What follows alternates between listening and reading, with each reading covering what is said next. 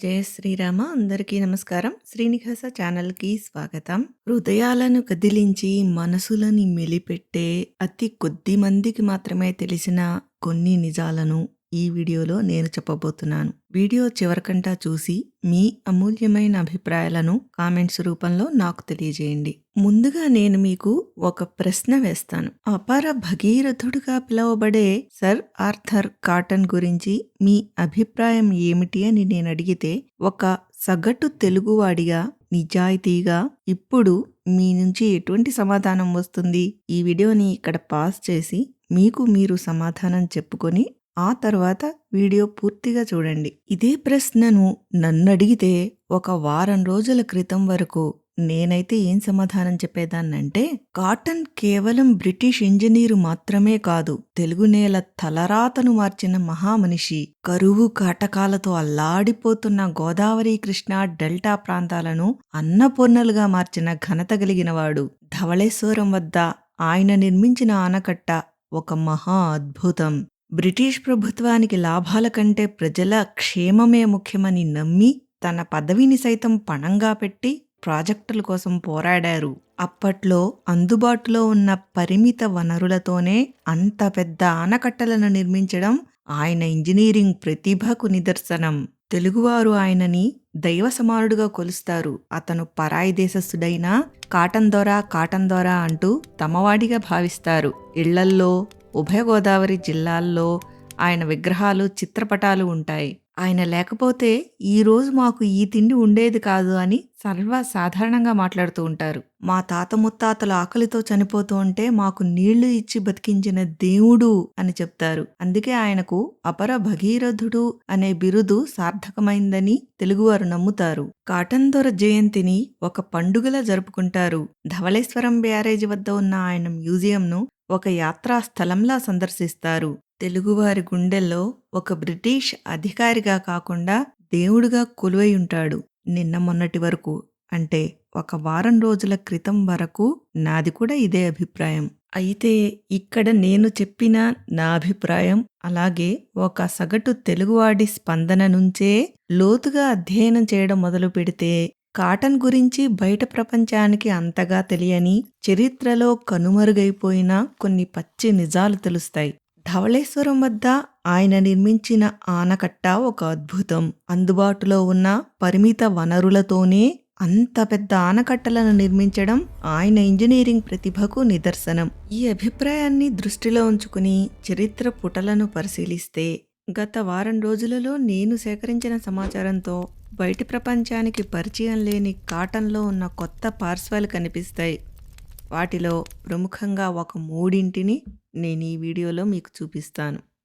ఇప్పుడు బయట ప్రపంచానికి ఎక్కువగా తెలియని నేను చెప్తానన్న 3 కోణాల్లో మొదటి కోణాన్ని పరిశీలిద్దాం.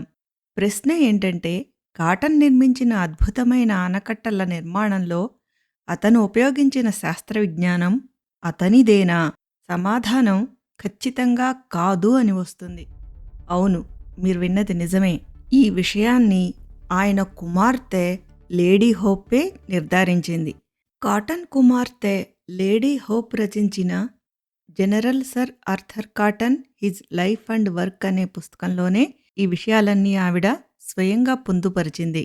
ఆ పుస్తకంలో ఆవిడ స్వయంగా తెలియజెప్పిన విషయాలను బట్టి 1830 ప్రాంతంలో కావేరీ నది నీటి ఎద్దడిని ఎదుర్కొంటున్నప్పుడు కాటన్ కలన్నై అనే ఆనకట్టని, ఆ నమూనాని అధ్యయనం చేసి కావేరీ నది మీద 2 ప్రధాన ఆనకట్టలను నిర్మించారు.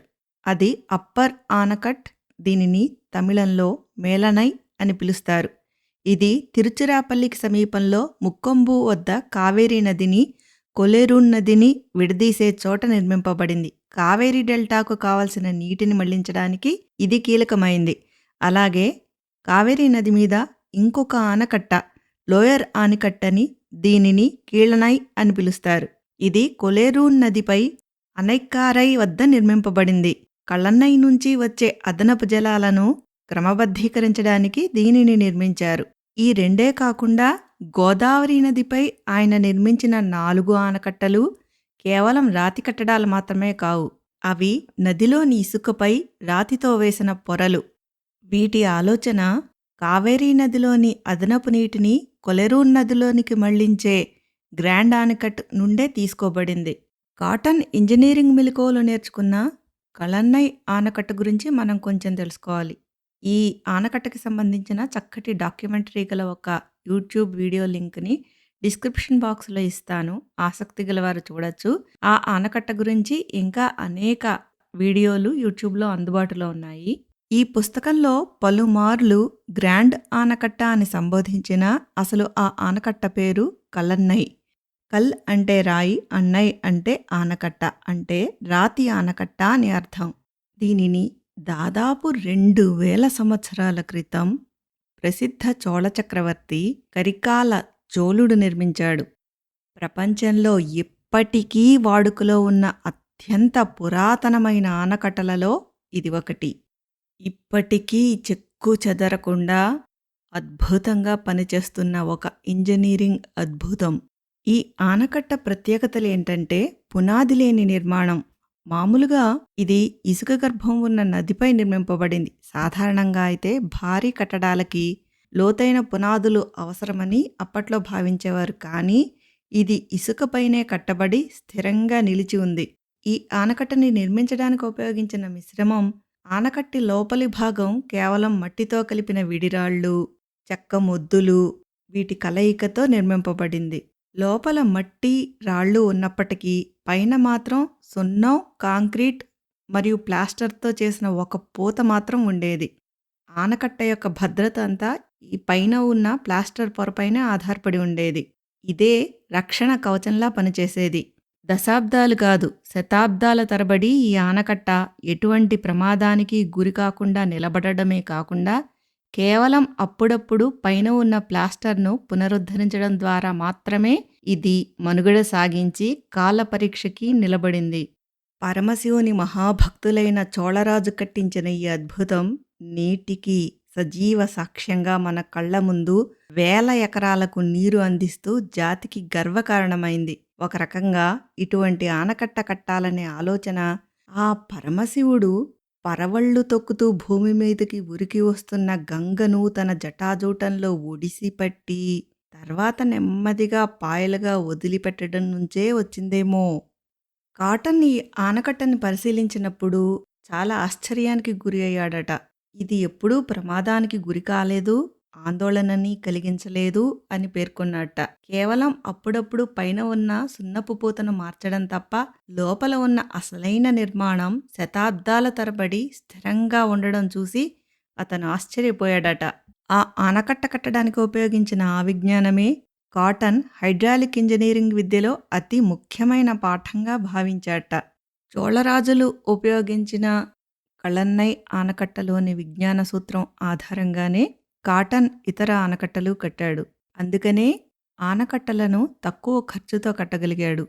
కాటన్ కుమార్తె లేడీ హోప్ రచించిన ఈ పుస్తకంలో పలుచోట్ల ఆవిడ ప్రస్తావించిన ఈ విషయాలను బట్టి ఖచ్చితంగా కాటన్ ఆనకట్టల విజ్ఞానం కరికాల చోళుడు కట్టించిన కళన్నై ఆనకట్ట సూత్రం మీదే ఆధారపడి అని అర్థమవుతుంది.